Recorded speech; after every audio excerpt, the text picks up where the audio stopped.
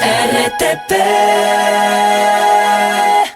Tenemos ya a nuestro invitado de este último segmento del programa de hoy, a quien le damos la bienvenida ya en una nueva calidad, porque algunas veces lo tuvimos acá como director del Servicio de Rentas Internas. Él es Francisco Briones Rogel, socio y líder del área de Economía y Empresas de Andersen, y con él vamos a hablar sobre las presiones, la situación que hay en el sistema energético del país. Bienvenido nuevamente, estimado Francisco, en la mañana en RTP. ¿Qué tal, César? Qué gusto también volverte a encontrar. Un saludo también a Nino y también a todos los televidentes ahora en este mundo digital de la radio, ¿no? Se escucha raro, televidentes la radio. Claro, claro. Para toda nuestra audiencia, estimado Francisco, una apreciación general de qué ha cambiado desde el año pasado hasta ahora en el sector energético, para bien o para mal, si ha habido el aumento esperado en la generación, si ha habido un buen mantenimiento créanme que pasa mucho, en las líneas de transmisión, si es que tenemos nuevos horizontes a lo mejor que no contemplamos, o si estamos todavía un poco atrasados. Mira, cuando se trata de llevar el inventario, digamos, si nos ponemos a medir, digamos, por las unidades de cada una de las variables que están en el mundo energético, por el lado de la producción y generación en primer lugar, luego por la transmisión, luego por la comercialización y todo, uno dice quizás el inventario no ha aumentado tanto, ¿no? Han habido algunos progresos, han habido unas mejoras, pero uno dice el inventario no ha aumentado tanto. ¿Qué quiero decir con esto? Es que quizás la producción o la capacidad de generación pública a cargo del Estado no ha incrementado bastante. Sin embargo, creo yo que sí ha habido un gran esfuerzo por parte de la generación privada, y eso es importantísimo, porque un sistema de producción, un sistema energético, tiene que verse de esa forma, tiene que verse de la capacidad instalada de producción en el país, no solamente desde el público, en el caso que del Ecuador el sistema es público, pero también ahora, estos últimos años, estos últimos meses inclusive, de la generación privada. Eso por un lado. Y cuando tú sumas las dos cosas, yo sí creo, y ahí sí dices, la capacidad de generación del país ha aumentado.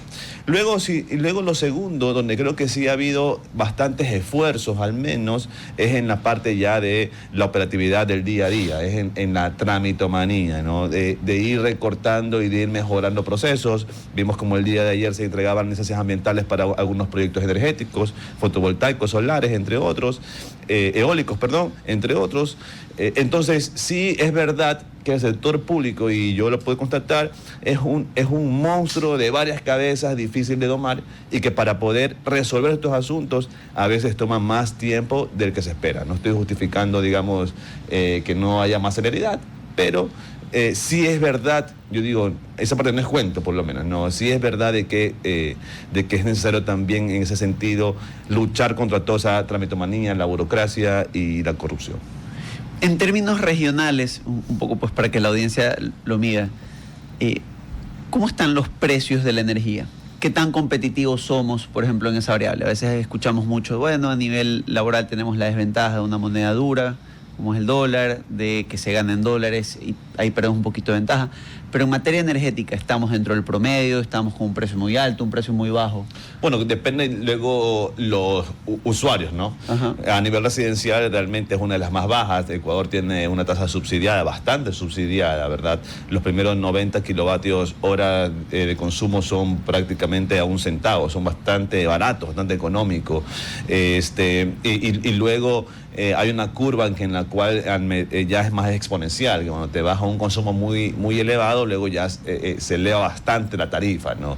Y luego tienes las tarifas a niveles productivos, a niveles comerciales, a niveles ya de producción, industriales. Allí en los últimos años se ha venido ajustando la tarifa, se ha venido ajustando los números, y ya Ecuador empieza ya a ver y a tener esas tarifas internacionales de energía, ¿verdad? Sin embargo, todavía queda un remanente bastante elevado del subsidio.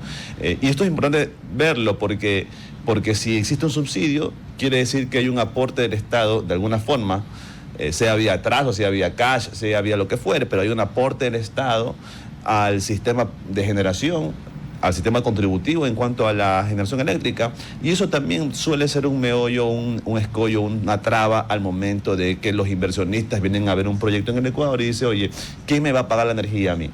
¿Me la va a pagar el usuario o me lo va a tener que pagar una parte de eso o toda el Estado? Y eso es un problema, porque luego tú dices, oye, pero el Estado tiene problemas fiscales, todos los años está buscando plata. Entonces, ¿cómo yo puedo confiar en que me la va a pagar el Estado? Porque la ley dice que me la pague el Estado y el Estado no tiene dinero. Entonces, sí es un tema, el tema entonces de, por un lado, del modelo, de que el que tiene que pagar la energía es el Estado, y por otro lado, en que hay un subsidio, que parte de ese costo tiene que asumirlo el Estado de cara al privado, me refiero, ¿no? Ahora, hablando, digamos, de las medidas que se tomaron el último año a propósito del conflicto por el estiaje, veíamos cómo a nivel industrial, y eso lo comentábamos mucho con César, le tocó a las empresas de una u otra manera adaptar sus planes para ser un poquito más autosostenibles en materia de energía, no tener este backup. ¿Cómo esto, sin perjuicio de los proyectos desde lo privado para proveer energía, pero qué tan adaptada está nuestra industria, suponiendo que mañana tuviéramos que hacer prevalecer el consumo doméstico por encima del industrial para adaptarse, digámoslo así, a una producción más dependiente de sí mismos y menos de la red eléctrica? Sin lugar a dudas, muchísimo más que el año pasado.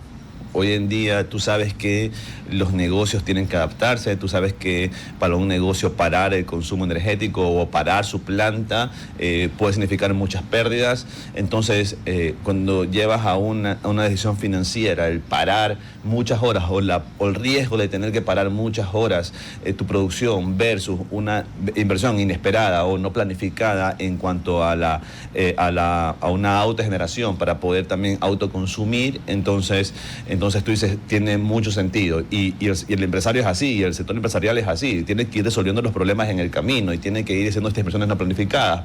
El día de hoy, yo te puedo decir, ahí está el sector empresarial muchísimo más preparado de lo que estaba el año pasado para enfrentar esto de aquí. Y por eso yo te decía, quizás si vemos y sumamos el inventario de la producción pública, no ha aumentado demasiado. Se hizo un esfuerzo, pero luego no se concretó. Pero luego, si vamos a ver y si sumamos todos los esfuerzos eléctricos o de generación eléctrica que ha hecho el sector privado y lo sumamos a la capacidad, digamos, pública, ahí tú sí vas a ver seguramente un incremento, un progreso en esto de acá, ¿no? Y sobre esa base, ya algunos ponen fecha caducidad, digamos, a la producción petrolera en los siguientes 10, 15 años. La mayoría de esa infraestructura que viene desde lo privado también para ser autosostenible, y buena parte del backup plan de las hidroeléctricas tiene que ver con la energía generada a través de combustibles. La pregunta es, escuchando las declaraciones de la ministra hace muy poco en un medio, si tenemos que sustituir o importar eventualmente combustibles, y estoy hablando a 15 años, a 20 años, ¿es viable esta opción que ya empieza a esbozarse de energía nuclear, mucho a futuro? ¿Qué requiere un país como el nuestro para adaptarse a ese tipo de tecnología? Mira, cuando se habla de ese tipo digamos, de proyectos o de sueños, me parece que son válidos, me parece que por algo se empieza.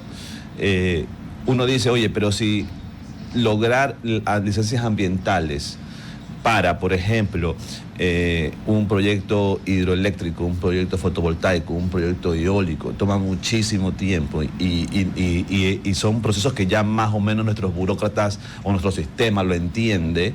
Imagínate para algo nuevo, que te generan muchas preguntas y muchas dudas, ¿no? Y para el burócrata siempre lo nuevo es tenebroso.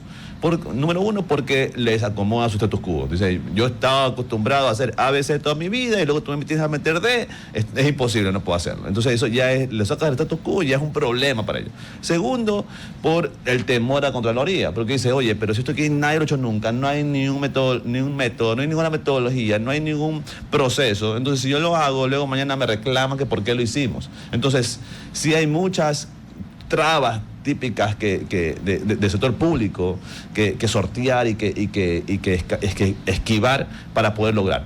Entonces, pero, como digo, es necesario empezar a hablar.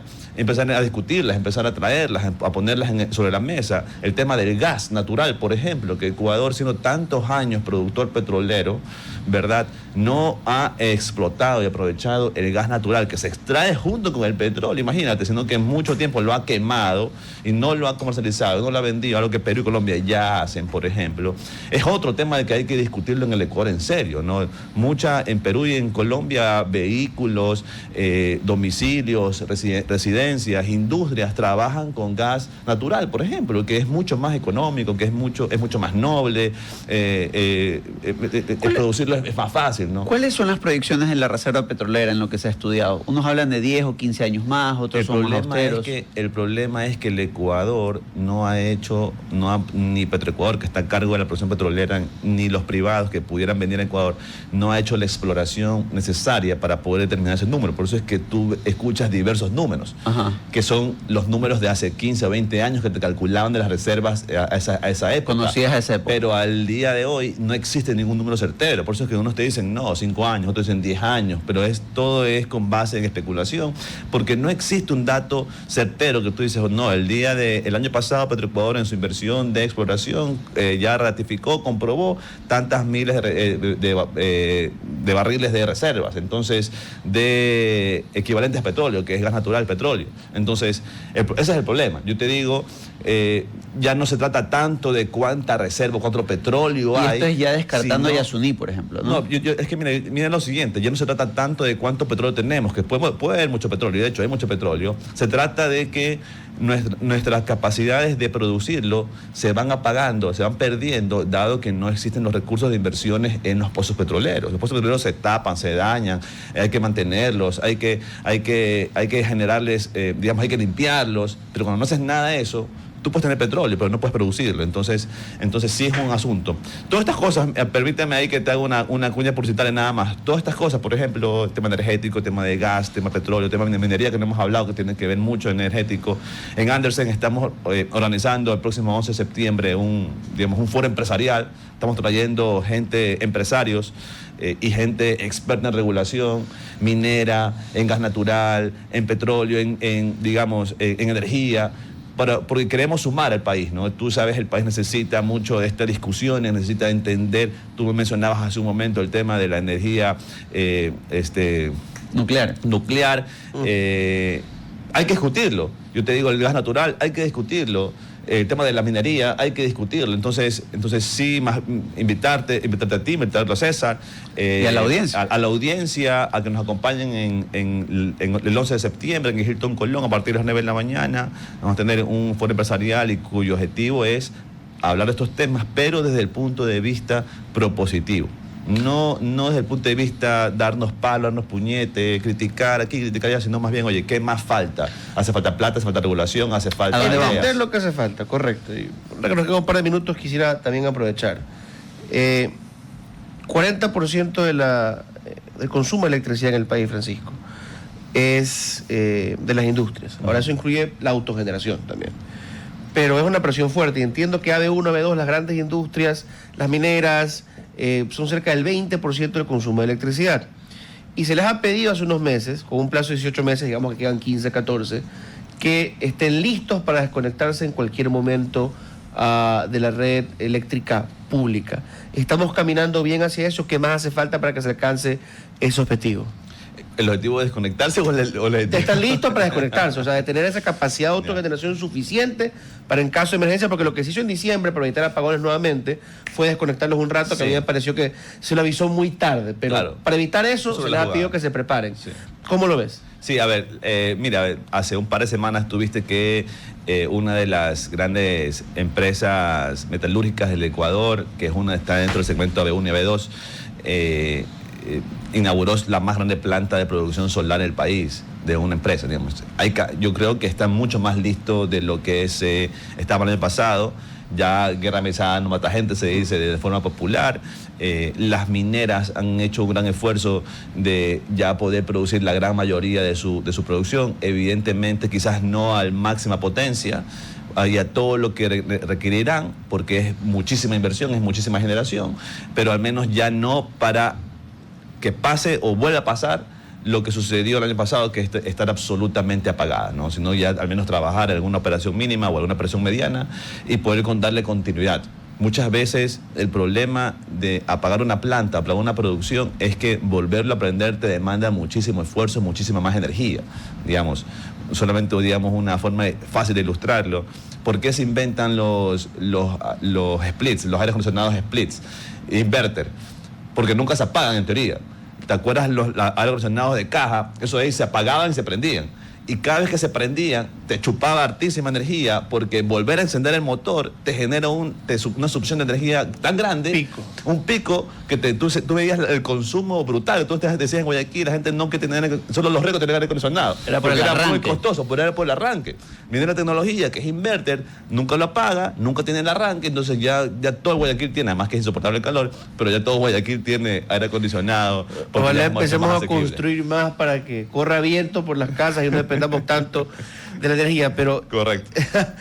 Siempre surgen temas a última hora, cuando se nos acaba el tiempo, pero sobre todo pasa cuando tenemos grandes invitados. Gracias, Francisco, por habernos acompañado esta mañana en RTP. RTP.